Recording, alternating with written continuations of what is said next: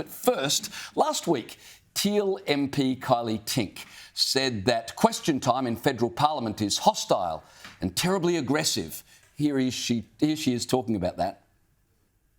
Once the dissenting motion was moved by the opposition, I believe the tone of the debate was overly aggressive and personalised, with numerous examples of condescending and offensive language designed, I believe, to intimidate others within the chamber.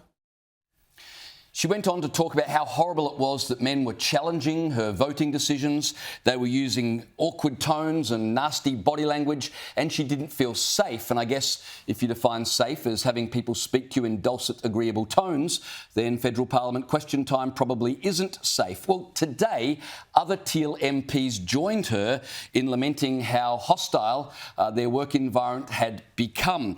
Zoe Daniel said that often when she and her Teal colleagues speak, men in Parliament sigh and roll their eyes. She said, and I quote, "I've got a 16-year-old son. I'm horrified at what he might observe, the way that people behave in the chamber and the example that sets for our kids." Well, I guess, Caleb, that's why we don't allow children to be federal MPs, or at least we didn't used to. It makes you wonder if the Teals believe that, no one was ever held to the fire in question time until they arrived in Parliament. Liz, you've got to ask yourself, and we'll have a look, how would they have dealt with, say, a Paul Keating, for example? The answer is, mate, because I want to do you slowly. I want to do you slowly.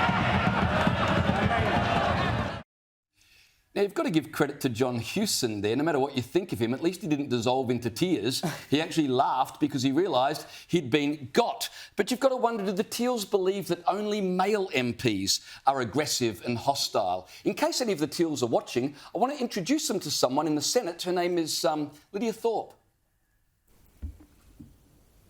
Is that racism? Is that racism? Can I just call out racism in this chamber right now, please? But let me show you what I think the Teals imagine Parliament should be like when they give a speech. Will you make a commitment to the House to urgently improve the agency's performance before the end of the year with a published plan and clear goals and reporting metrics?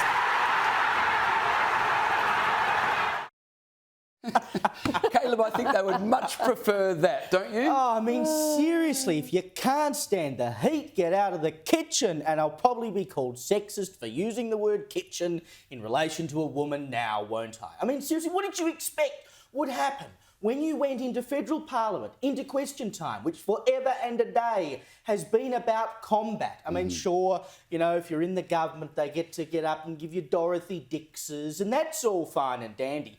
But when you go in as an independent, you must know that you're going to ask questions that the government or the opposition or whoever is going to say, no, get stuff, we don't want a bar of it. Like, what do these people think they were signing up for, the Teletubbies? And Q&A has always been about the circus, the drama, Exactly. Everyone raises their voice, there's booing, there's all manner of things that go on.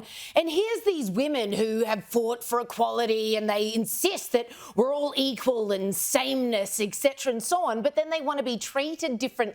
And by complaining about this kind of thing, they simply show up how very different they are. Can you imagine a man complaining like, I saw the opposition roll his eyes when I spoke and I thought his tone was pretty off, actually, and it was condescending, it was offensive, I felt unsafe. A man would never carry on like this. I'm sorry, I think there's very few women, I've always held this view, who belong in Parliament. The amount of women I have seen leave that place in tears, it's like a revolving door, and women like me watch and just go, this is so jolly embarrassing.